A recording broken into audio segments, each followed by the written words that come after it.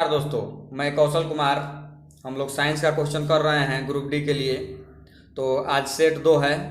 चलिए हम लोग देखते हैं क्वेश्चन नंबर 1। क्वेश्चन नंबर 1 कह रहा है कि विद्युत चुंबक बनाने के लिए सामान्यतः किस धातु का प्रयोग किया जाता है। क्या कह रहा है क्वेश्चन कि विद्युत चुंबक बनाने के लिए सामान्यतः किस धातु का प्रयोग किया जाता है। तो इसमें लोहा का प्रयोग किया जाता है। ठीक है। अगर चुंबकशीलता की बात करें तो चुंबकशीलता का मात्रक होता है हेनरी प्रति मीटर। ठीक है। चलिए आगे क्वेश्चन नंबर 2 देखते हैं। क्वेश्चन नंबर 2 कह रहा है कि विद्युत धारा को मापने के लिए काम में आने वाला उपकरण का नाम बताना है। विद्युत धारा जो हम लोग मापते हैं ये किस उपकरण से मापते हैं। ठीक है। तो हम लोग एमीटर से मापते हैं। किस उपकरण से मापेंगे विद्युत धारा? एमीटर से मापेंगे। ठीक है। अगर बैरोमीटर की बात किया जाए तो बैरोमीटर से वायुमंडलीय दाब मापा जाता है। क्या मापा जाता है? वायुमंडलीय दाब मापा जाता है। ठीक है। अगर अल्टीमीटर की बात किया जाए तो अल्टीमीटर से उड़ते हुए विमान की ऊंचाई मापेंगे। क्या मापेंगे? अल्टीमीटर से उड़ते हुए विमान की ऊंचाई मापेंगे। ठीक है। एनीमोमीटर की बात किया जाए, एनीमोमीटर से हवा की गति हम मापते हैं। एनीमोमीटर से क्या करते हैं? हवा की गति मापते हैं। चलिए क्वेश्चन नंबर 3 हम लोग देखते हैं। क्वेश्चन नंबर 3 कह रहा है कि माइका, इसको अभ्रक हम कहते हैं, किस काम में लाई जाती है।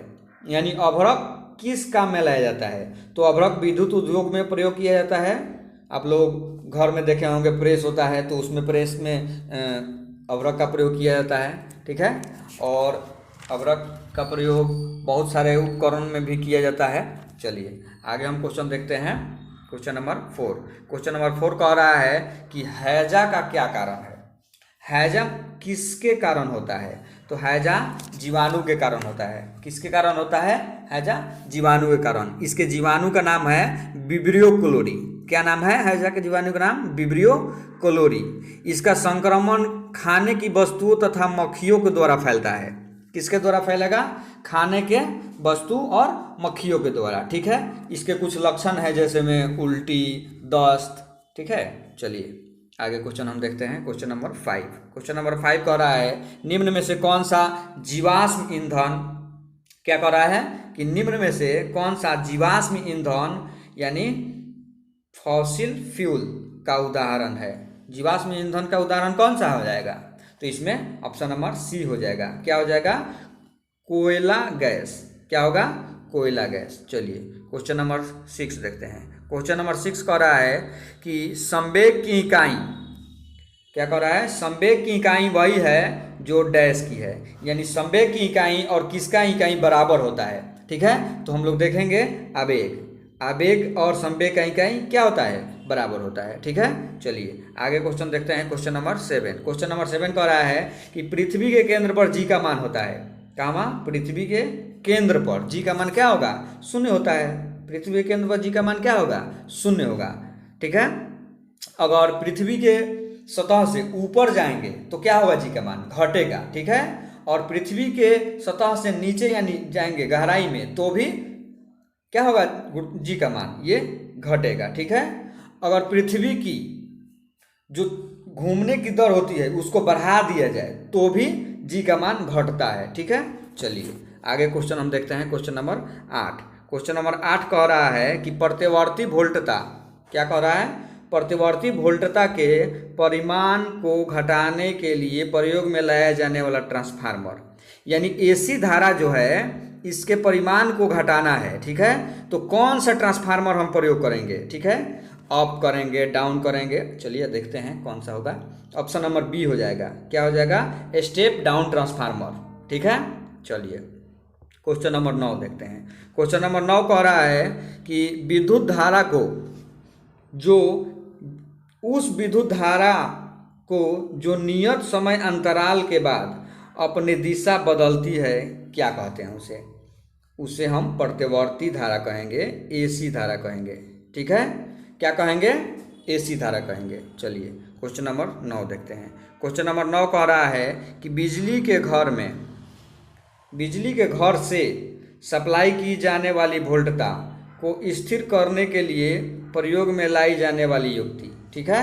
क्या कर रहा है कि बिजली के घर से सप्लाई की जाने वाली वोल्टता को स्थिर करने के लिए प्रयोग में कौन सा युक्ति लिया जाता है। ठीक है, तो इसमें क्या हो जाएगा, ये ट्रांसफार्मर हो जाएगा। इसी का हम लोग प्रयोग करते हैं। किसका प्रयोग करते हैं, ट्रांसफार्मर का। चलिए क्वेश्चन नंबर 11 देखते हैं। क्वेश्चन नंबर 11 कह रहा है कि खगोलीय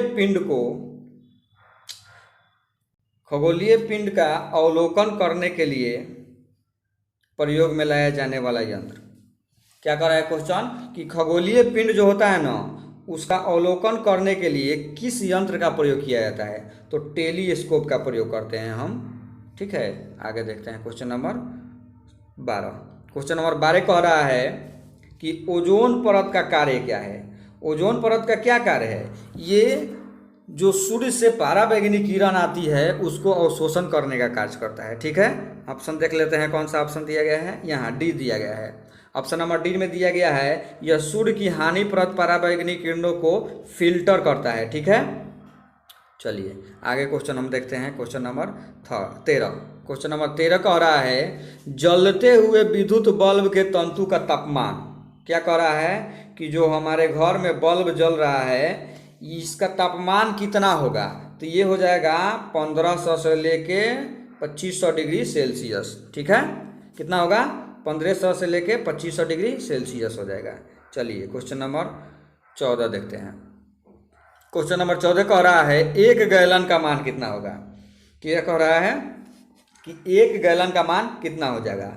ठीक है, तो ऑप्शन ए हो जाएगा। कितना होगा, 3.875 लीटर। क्या होगा, 3.875 लीटर। ठीक है, चलिए आगे हम लोग देखते हैं। क्वेश्चन नंबर 15 कह रहा है कि कंप्यूटर में किसी शब्द की लंबाई किससे नापी जाती है। क्या कह रहा है क्वेश्चन कि कंप्यूटर में किसी शब्द की लंबाई किससे नापी जाती है। ठीक है, तो ये हम लोग मापते हैं बिट्स में। किस में मापेंगे, बिट्स में मापते हैं। ठीक है, चलिए आगे देखते हैं। Question number 16।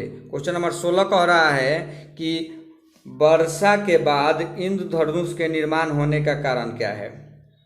क्या कह रहा है कि वर्षा के बाद इंद्रधनुष का निर्माण होने का कारण क्या है। तो ये क्या कारण है, ये कारण है ये 3 नंबर कह रहा है प्रकाश का अपवर्तन, पूर्ण आंतरिक परावर्तन और विक्षेपण। ठीक है, इंद्रधनुष किसके कारण बनता है, प्रकाश के अपवर्तन के कारण, पूर्ण आंतरिक परावर्तन के कारण और विक्षेपण के द्वारा। ठीक है, चलिए क्वेश्चन नंबर 17 हम देखते हैं। क्वेश्चन नंबर 17 कह रहा है कि जेट स्ट्रीम क्या है।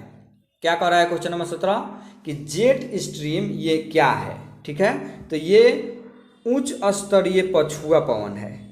क्या है जेट स्ट्रीम, उच्च स्तरीय पछुआ पवन है। ठीक है, चलिए क्वेश्चन नंबर 18 हम देखते हैं। क्वेश्चन नंबर 18 कह रहा है कि सुपरसोनिक यानी ध्वनि की गति से भी तीव्र चलने वाली विमान।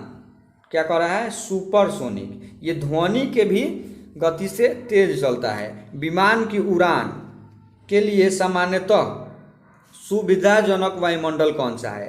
ठीक है, तो ये समताप मंडल में उड़ते हैं ये सब। देखते हैं कौन सा ऑप्शन दिया गया है, ऑप्शन नंबर ए। ये क्या है, समताप मंडल में उड़ता है। ठीक है, चलिए क्वेश्चन नंबर 19 देखते हैं। क्वेश्चन नंबर 19 कह रहा है कि रात्रि का अंधापन किसकी कमी से होता है। रात में जिन व्यक्तियों को नहीं दिखता है वो किस कमी के कारण होता है। तो विटामिन ए हो जाएगा। विटामिन सी को हम मसूरा में गड़बड़ी होता है, पायरिया होता है विटामिन सी के कारण, इसको हम एस्कॉर्बिक एसिड कहते हैं। और विटामिन ए को रेटिनॉल कहते हैं। ठीक है, चलिए आगे हम देखते हैं। Question number 20। क्वेश्चन नंबर 20 कह रहा है कि निम्न में से किस कंप्यूटर भाषा का मुख्य वाणिज्यिक कार्यों में प्रयोग किया जाता है। क्या कह रहा है क्वेश्चन नंबर कि किस कंप्यूटर भाषा का प्रयोग वाणिज्यिक कार्यों में किया जाता है। ठीक है, तो ऑप्शन ये हो जाएगा बी, कोबोल का प्रयोग किया जाता है। ठीक है, चलिए क्वेश्चन नंबर 21 देखते हैं। क्वेश्चन नंबर 21 कह रहा है कि दही को भिगोकर मक्खन निकालने की विधि में भौतिक के किस सिद्धांत का उपयोग किया जाता है। दही को भिगोकर मक्खन जो निकाला जाता है ये किस सिद्धांत पर कार्य करता है। ठीक है, ये सिद्धांत हो जाएगा अपकेंद्रन बल। कौन सा बल हो जाएगा? अपकेंद्रन बल। चलिए क्वेश्चन नंबर 22 देखते हैं। क्वेश्चन नंबर 22 कह रहा है कि मात्रकों की अंतर्राष्ट्रीय पद्धति का एसआई क्या है? मात्रकों की अंतर्राष्ट्रीय पद्धति एसआई है। कब से लागू इसको किया गया है? ठीक है, तो ये लागू किया गया है 1971 से। ठीक है, चलिए क्वेश्चन नंबर 23 देखते हैं। क्वेश्चन नंबर 23 कह रहा है कि निर्वात में प्रकाश की चाल क्या होगा? निर्वात में प्रकाश की चाल क्या होगा? तो 3 × 10⁸ मीटर प्रति सेकंड होता है प्रकाश की चाल। किस में? निर्वात में। ठीक है, चलिए क्वेश्चन नंबर 24 देखते हैं। क्वेश्चन नंबर 24 कह रहा है कि अगर कमरे में एक चालू रेफ्रिजरेटर के दरवाजे खोल दें तो क्या होगा? अगर कमरा में रेफ्रिजरेटर रखा है, अगर उसका दरवाज़ा खोल के छोड़ दिया जाए तो क्या होगा? कमरे का तापमान धीरे धीरे गर्म हो जाएगा। ठीक है, देखते हैं ऑप्शन कौन सा दिया गया है। कमरे का तापमान अपरिवर्तित रहेगा, ये भी नहीं होगा। कमरे रेफ्रिजरेटर के भीतर से भी ज़्यादा ठंडा हो जाएगा, नहीं, गलत दिया है। ऑप्शन नंबर डी में दिया गया है कि कमरे धीरे धीरे गर्म हो जाएंगे, सही है।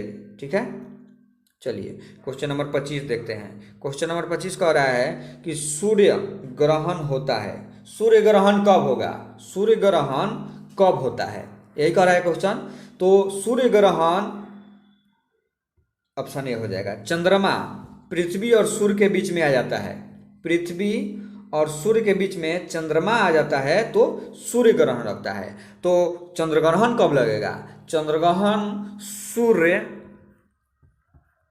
और पृथ्वी के बीच में चंद्रमा आ जाता है तो सूर्य ग्रहण लगता है, और दोनों के बीच में अगर पृथ्वी आ जाएगा तो चंद्र ग्रहण लगेगा। ठीक है, सूर्य बीच में नहीं आता है। चलिए क्वेश्चन नंबर 26 देखते हैं। क्वेश्चन नंबर 26 को 26 नंबर की प्राथमिक रंग क्या है? क्या कह रहा है क्वेश्चन कि प्राथमिक रंग क्या है? तो ऑप्शन ये बी हो जाएगा। क्या हो जाएगा? ऑप्शन बी, जो अन्य रंगों के मिश्रण से उत्पन्न नहीं किया जा सकता है। यानी जो रंग अन्य रंगों के मिश्रण से उत्पन्न नहीं किया जाता है उसे हम प्राथमिक रंग कहते हैं। ठीक है, चलिए क्वेश्चन नंबर 27 देखते हैं। क्वेश्चन नंबर 27 कह रहा है कि जीवाश्म की आयु ज्ञात करने के लिए प्रयुक्त रेडियो सक्रियता वाला तत्व कौन सा है? यानी जीवाश्म की आयु ज्ञात करना है तो कौन से रेडियोधर्मिता वाला तत्व का प्रयोग किया जाएगा?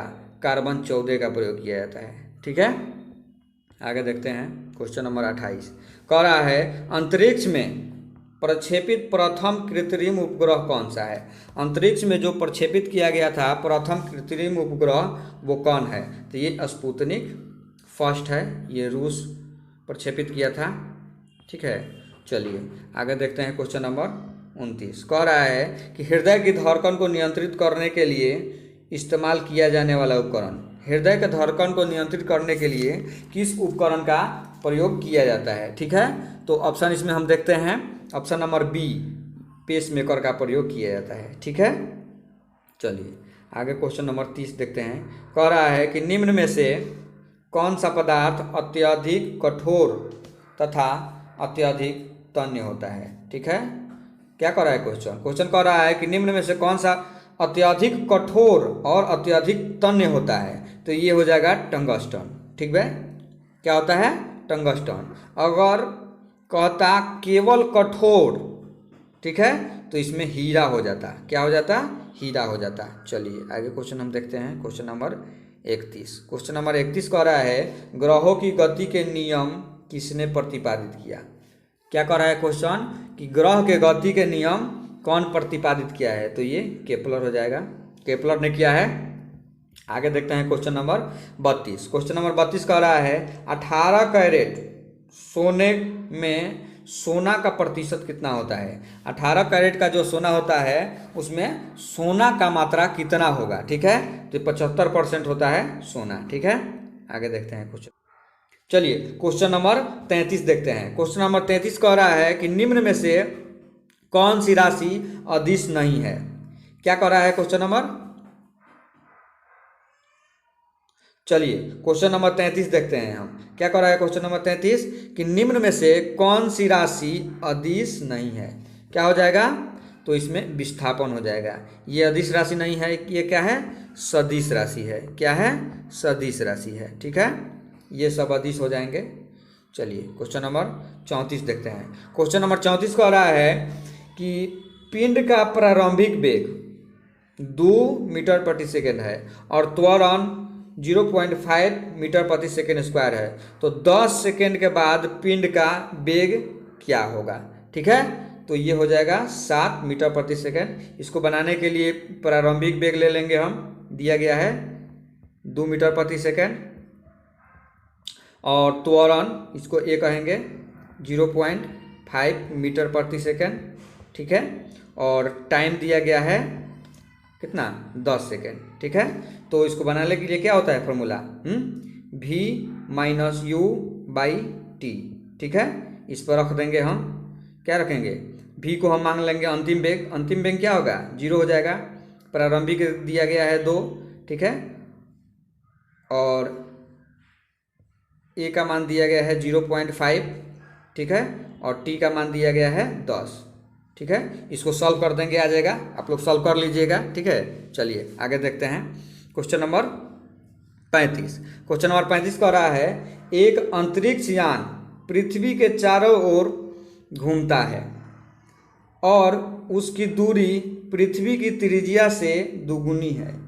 गुरुत्वाकर्षण के कारण त्वरण क्या होगा। ठीक है, तो इसमें हो जाएंगे ये 2.45 मीटर प्रति सेकेंड स्क्वायर। ठीक है, चलिए क्वेश्चन नंबर 36 देखते हैं। क्वेश्चन नंबर 36 कह रहा है 1 जूल कितने कैलोरी के बराबर होता है। क्या कह रहा है, 1 जूल कितने कैलोरी के बराबर होता है, तो ये होता है 0.24। ठीक है, ऑप्शन डी हो जाएगा। चलिए आगे क्वेश्चन नंबर 37 देखते हैं। खगोलीय पदार्थ देखने के लिए किस उपकरण का प्रयोग किया जाता है।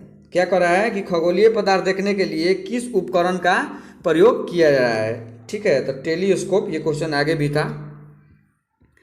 आगे देखते हैं क्वेश्चन नंबर 38 कह रहा है कोशिका में राइबोसोम का क्या कार्य है। क्या कह रहा है कि कोशिका में राइबोसोम का क्या कार्य है। ठीक है, तो ये प्रोटीन के संश्लेषण में सहायता करता है। राइबोसोम क्या करता है, प्रोटीन के संश्लेषण में सहायता करता है।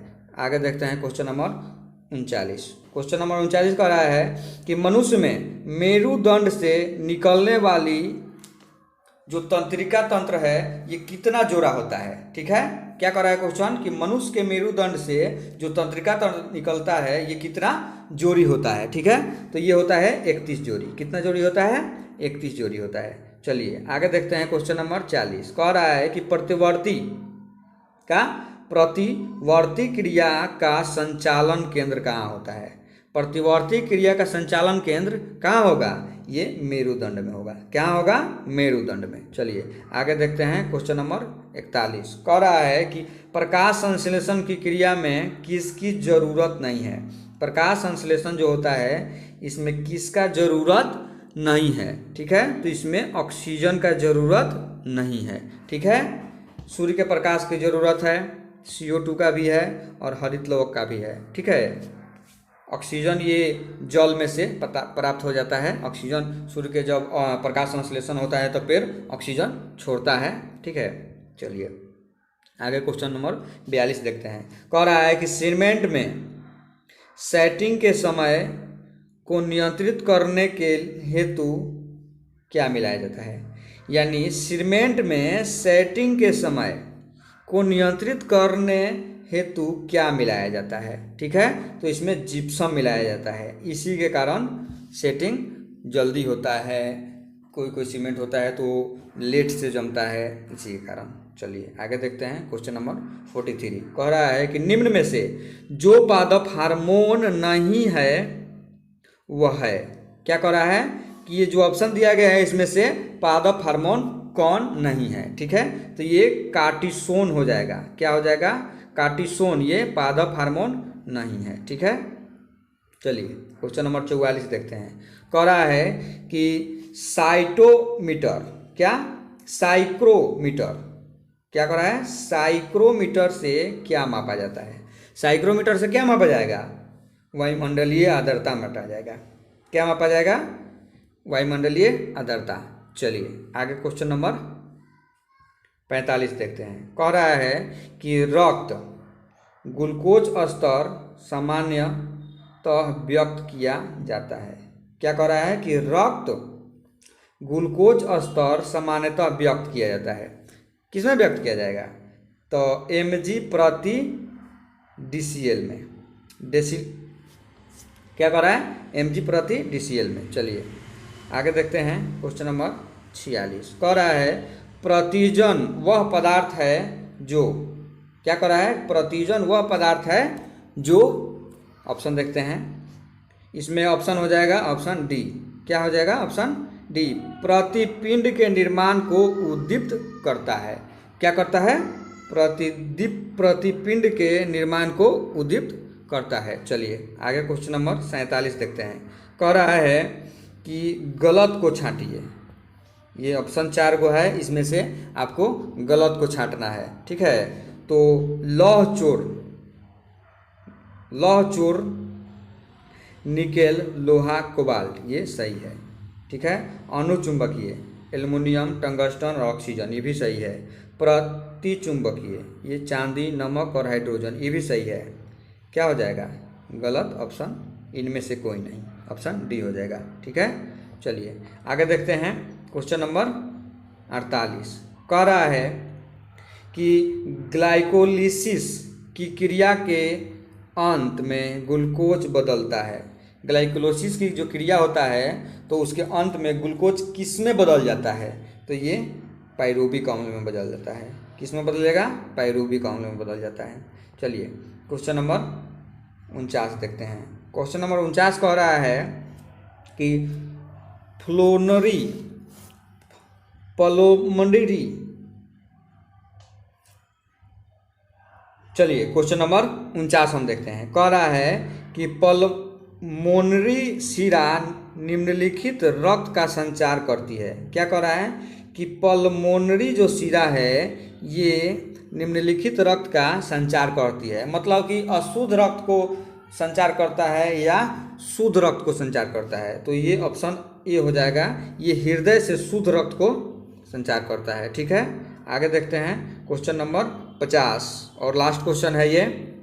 कह रहा है कि निम्न में से कौन सी ग्रंथि अंतःस्रावी तथा बहिःस्रावी दोनों की भांति कार्य करता है। क्या कह रहा है कि अंतःस्रावी और बहिःस्रावी दोनों के भांति कार्य करने वाला कौन सा ग्रंथि है, तो ऑप्शन बी ये अग्नाशय है, इसको पेनक्रियाज भी कहेंगे, ये दोनों की तरह कार्य करता है। चलिए ठीक है, धन्यवाद।